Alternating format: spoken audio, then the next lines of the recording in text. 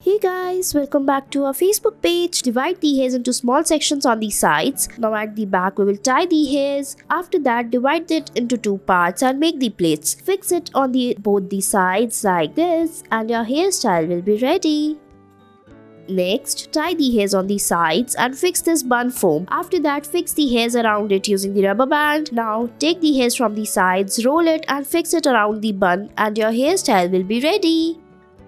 Next, take small section of the hairs in the front and tie it like this. Now rotate it using this hairstyling tool. After that, follow the same process for the other side. Now at the back, divide the hairs into two parts, join all the hairs together on the other sides and it's ready.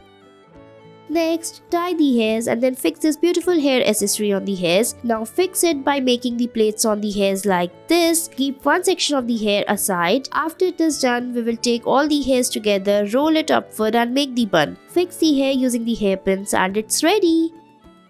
Next, tie the ponytail. Now divide the hairs into two parts, roll it like this. Now fold them together and fix it from the downside using the rubber band and your hairstyle will be ready.